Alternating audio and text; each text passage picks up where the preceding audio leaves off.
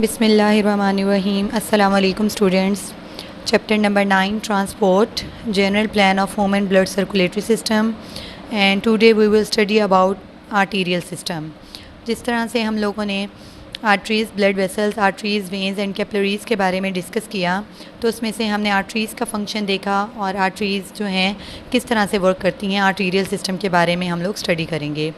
सबसे पहले general plan of human blood circulatory system के बारे में स्टडी करते हैं। Many scientists work for discovering the fact about the circulation of blood in human heart, human body.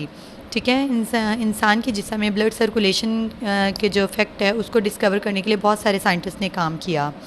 Two important scientists who revealed much knowledge of blood circulatory system were Ibn Nafis and William Harvey. दो important scientist जिनका नाम इब्न नफीस और William Harvey है, इन्होंने जो है human blood circulatory system के बारे में कि ब्लड सर्कुलेटरी सिस्टम की जो नॉलेज है उसके बारे में नुमाया नॉलेज हमें दी सर्कुलेटरी सिस्टम के बारे में। इब्न नफीस जो है इन्होंने 10 to 1286 AD was a physician and he is honored as the first scientist to describe the pathway of blood circulation. इब्न नफीस जो हैं ये फिजिशियन थे और इन्होंने ये पहले साइंसदान हैं जिन्होंने ब्लड सर्कुलेशन का जो है पूरा एक पाथवे बताया। और विलियम हार्वे जो है इनके जो है 1578 to 1657 AD discovered the pumping action of the heart and the path of the blood in major arteries and the veins. William Harvey ने जो है हार्ट जो है किस तरह से ब्लड को पंप करता है और किस तरह से आर्टरीज़ और वेन्स में जो है ब्लड को आगे मूव होता है, ये बात जो है विलियम हार्वे ने हमें इसके बारे में डिस्कवर किया और बताई। तो ये दो इम्पॉर्टेंट साइंटिस्ट हैं जिन्होंने ह्यूमन सर्कुलेशन सिस्टम के बारे में स्टडी की और बहुत ज़्यादा नॉलेज हमें बताई। Now we will see how do the major arteries and the veins make arterial and venous system respectively. तो हम देखेंगे आर्टरीज़ का किस तरह से पूरी बॉडी में आर्टीरियल सिस्टम और किस तरह से वेन्स जो हैं पूरी बॉडी में वेनस सिस्टम बना रही हैं और ये फंक्शन कर रही हैं। एज़ वी नो, जैसा कि हम लोग जानते हैं कि आर्टरीज़ का फंक्शन क्या है। आर्टरीज़ जो हैं हार्ट से ब्लड लेकर पूरी बॉडी को सप्लाई करते हैं और जो हार्ट से ब्लड पूरी बॉडी को सप्लाई किया जाता है वो कौन सा ब्लड होता है? ऑक्सीजनेटेड ब्लड, एक्सेप्ट जो पल्मोनरी आर्टरी के थ्रू जो है लंग्स के पास जाएगा क्योंकि उसमें डीऑक्सीजनेटेड ब्लड जाता है।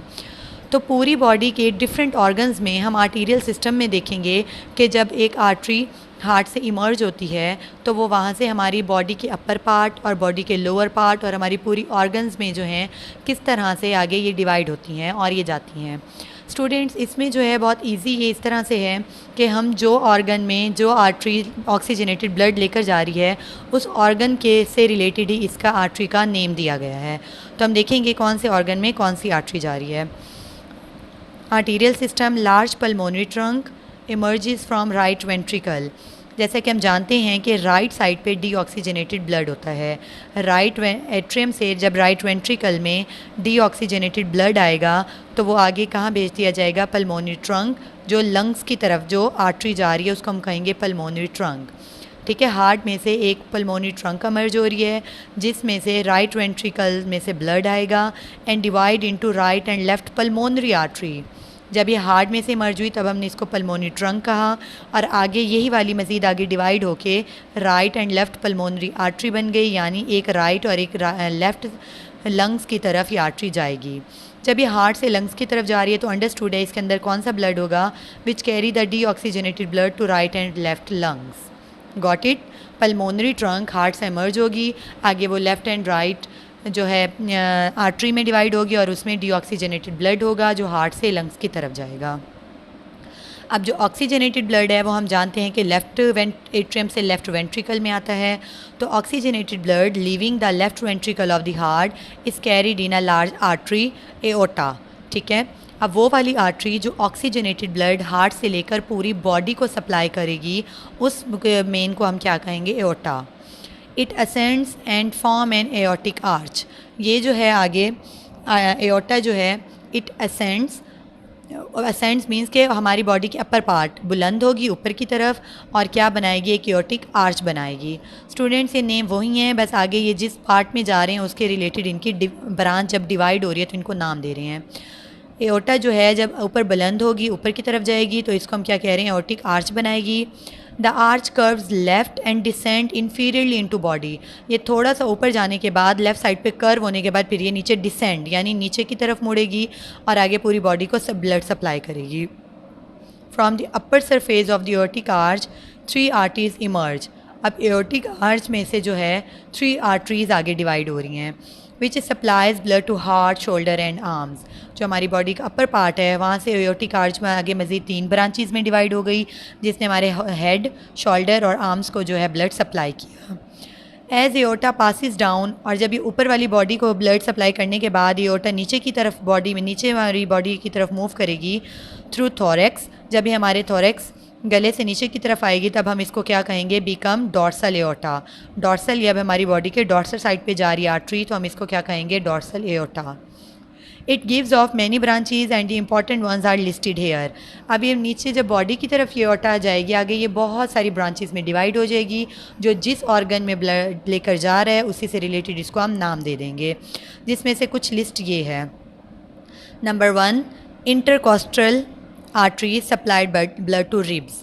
अब वो वाली आर्टरीज जो एओर्टा में से आगे ब्रांचेस बनाएंगी, डिवाइड होंगी और रिब्स की तरफ, हमारी पसलियों की तरफ ब्लड लेके जाएंगी, उस आर्टरी को हम क्या कहेंगे, इंटरकोस्टल आर्टरी। ठीक है।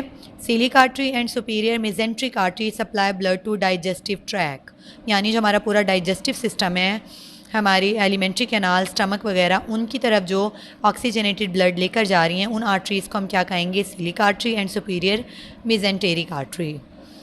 हेपेटिक का वर्ड हम यूज़ करते हैं लीवर के लिए। जो आर्टरी लीवर की तरफ जा रही है उसको हम कहेंगे hepatic artery, supplies blood to liver. ठीक है। इन्फीरियर टू दीज, इसके बाद जब मज़ीद नीचे आएंगे, there is a pair of renal arteries. Renal का वर्ड हम यूज़ करते हैं फॉर किडनी, तो जो ये पेयर में होंगे क्योंकि 2 किडनीज़ होंगी। आगे जो है ये आर्टरी 2 में डिवाइड होगी, एक राइट एंड लेफ़्ट की तरफ जाएगी और ये किसको ब्लड दे रही हैं, किडनीज़ को, रेनल आर्टरीज़। इसी तरह से मज़ीद आगे जब डिवाइड होंगी, gonadal arteries supplied blood to gonads. Gonads यानी जो सेक्स ऑर्गन्स हैं, उन गोनेड्स की तरफ जो ब्लड लेकर जा रही हैं उनको हम कहेंगे gonadal arteries. Just below the gonadal arteries, gonadal arteries के बाद जब जो आर्टरी आगे जाएगी इज़ इन्फीरियर मेजेंटेरिक आर्टरी।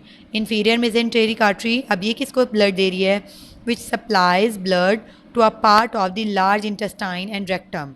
तो हमारी बॉडी में जो लार्ज इंटेस्टाइन, बड़ी आंत और रेक्टम है, उसकी तरफ जो ब्लड लेकर जा रही है, उस आर्टरी को हम क्या कहेंगे, inferior mesenteric artery. When aorta divides into then aorta divides into 2 common iliac artery. आगे जो हमने एओर्टा की सारी डिवीजन पढ़ी उसी के बारे में बता रहे हैं कि मज़ीद जो है आगे 2 कॉमन इलियक आर्टरीज़ में डिवाइड हो जाएगा। Each of it divides into an internal iliac artery and an external iliac artery. आगे जो कॉमन इलियक आर्टरी है वो मज़ीद आगे 2 में डिवाइड हो जाएगी, internal and external iliac artery. Each external iliac artery becomes femoral artery in upper thief. जो हमारी रानवल जगह होगी वहाँ पे जो है ये क्या हो जाएगी, आगे फीमोरल आर्टरीज़ में डिवाइड हो जाएंगी, जो हमारी रान को थीफ को ब्लड सप्लाई कर रही हैं। It gives branches to the thigh, knee, shank, ankle and foot. तो ये हमारी आगे मज़ीद हमारे घुटने, हमारी पिंडली, हमारे टखने और पाँव को जो ब्लड सप्लाई कर रहे हैं वो फीमोरल आर्टरीज़ जो हैं ब्लड सप्लाई कर रही हैं। स्टूडेंट्स, अगर हम थोड़ा से इन आर्टरीज़ को इन डायग्राम्स के थ्रू देख लें तो हमें समझ आएगा। इसमें से जो रेड वाला स्ट्रक्चर है ये सारा किसके बारे में है, आर्टरीज़ के बारे में बताया गया है। इस तरह से जब हम अगर हम यहाँ देखें तो ये हार्ड है। इसमें से जो फर्स्ट ऑफ ऑल हमने डिस्कस किया था पल्मोनरी ट्रंक, पल्मोनरी ट्रंक है, यहाँ से ये इमर्ज हुई आर्टरीज़, एक लेफ़्ट वेंट्रिकल लेफ़्ट लंग्स और राइट लंग्स की तरफ जो ब्लड लेकर जा रही हैं, हम इसको कहेंगे पल्मोनरी आर्टरी। ठीक है। इसी तरह से जो हमने एओर्टिक आर्च पढ़ी जो आगे यहाँ पे इमर्ज होगी ऊपर की तरफ, और ये हमारे artery to blood head region, ये जो है हमारे हेड की तरफ आर्म्स और शोल्डर को ब्लड सप्लाई कर रही है। फिर ये आगे यहाँ से मज़ीद कर्व होके नीचे बॉडी की तरफ आ रही है। जब हमने इसको क्या कहा, डॉर्सल एओर्टा, डॉर्सल एओर्टा जो है इसी तरह से ये आगे डिवाइड होते हुए डिफरेंट आर्टरीज़ डिफरेंट ऑर्गन्स की तरफ जा रही हैं। आर्टरी टू आर्म्स, इसी तरह से हेपेटिक आर्टरी जो लीवर की तरफ ब्लड लेके जा रही है, रेनल आर्टरी जो किडनीज़ की तरफ ब्लड लेकर जा रही हैं, मेजेंटेरिक आर्टरीज़ हमने पढ़ी, आगे ये मज़ीद डिवाइड हो गई इलियक आर्टरीज़ में, इलियक आर्टरीज़ हमने पढ़ा एक्सटर्नल एंड इंटरनल, वो आगे मज़ीद किस में डिवाइड हो गई, फीमोरल में। फीमोरल जो आगे मज़ीद पूरी बॉडी, टांगों को और पाँव तक ब्लड सप्लाई कर रहा है। तो ये जो रेड वाली वे सारी हैं, ये सारी क्या आर्टरीज़ हैं, और इसमें ये क्या है, किस तरह से हमारी पूरी बॉडी को आर्टरीज़ ब्लड सप्लाई कर रही हैं। तो इनके टर्म्स जो हैं बहुत ईजी हैं, जो जिसका ऑर्गन है उसी की तरफ जो आर्टरी जा रही है उससे रिलेटेड उसको नाम दिया गया है। अब यहाँ पे एक साइड बॉक्स है, even though the heart chambers are continuously bathed with blood. जैसा कि हम लोग जानते हैं कि हार्ट के चारों चैम्बर्स में जो मुसलसल ब्लड आ रहा है उसमें ऑक्सीजनेटेड एंड डीऑक्सीजनेटेड ब्लड जो है हर वक्त आ रहा है। This does not nourish heart muscles, लेकिन वो वाला ब्लड जो है हार्ट मसल्स को नहीं मिल रहा। उनके अंदर ब्लड आ रहा है लेकिन जो हार्ट मसल्स को ख़ुद को ब्लड चाहिए वो वहाँ से नहीं मिल रहा। The blood supply to the heart muscles is provided by coronary artery. ठीक है, अब जो हार्ट मसल्स को ख़ुद को काम करने के लिए या ख़ुद को हार्ट मसल्स को जो ब्लड चाहिए उसकी तरफ, हार्ट की तरफ जो आर्टरी ब्लड लेकर जाती है, ऑक्सीजनेटेड ब्लड लेकर जाती है, हम उसको कहते हैं coronary artery. Which emerges from the base of the aorta. Aorta जो मेन आर्टरी है जहाँ से ऑक्सीजनेटेड ब्लड जहाँ पे जाता है, जो हार्ट से इमर्ज हो रही है, तो उसी की बेस से ही कोरोनरी आर्टरी है जो वापस हार्ट की मसल्स में जा रही है हार्ट को ऑक्सीजनेटेड ब्लड फराहम करने के लिए। Heart muscles are drained by coronary veins, और इसी तरह इनके अंदर जो है डीऑक्सीजनेटेड ब्लड जो हार्ट का होगा बाकी बॉडी की तरह वो कोरोनरी वेंस में आएगा। Which empty into the right atrium, इसी तरह वो वेन भी जो है राइट एट्रियम में ही, हार्ट के राइट एट्रियम में ही डीऑक्सीजनेटेड ब्लड देगा। Coronary arteries and veins are collectively called coronary circulation. ठीक है, जो हार्ट के मसल्स को ऑक्सीजनेटेड ब्लड दे रहा है और डीऑक्सीजनेटेड ब्लड ले रहा है उसके सर्कुलेशन को हम क्या कहेंगे, coronary circulation, and it is a part of systemic circulation. Systemic circulation हमने पढ़ी है कि हमारी जो बॉडी और हार्ट के दरमियान में ऑक्सीजनेटेड और डीऑक्सीजनेटेड ब्लड आ रहा है और जा रहा है। इसी तरह से हार्ट भी एक, अगर उसके ब्लड पंपिंग के अलावा देखा जाए तो हार्ट भी एक ऑर्गन है, तो उसको भी अपना ऑक्सीजनेटेड ब्लड चाहिए और डीऑक्सीजनेटेड ब्लड वो क्या करता है, वापस देता है हार्ट को। तो उस सर्कुलेशन को हम कहेंगे कोरोनरी सर्कुलेशन, और ये सिस्टेमिक सर्कुलेशन का सिस्टम होगी। स्टूडेंट्स, आई होप एंड इंशाल्लाह आपको ये टॉपिक समझ आएगा। आपने इसको अच्छे से याद करना है और प्रिपेयर कर लेना है। जज़ाकल्लाह, अपना ख्याल रखिएगा। अल्लाह हाफ़िज़।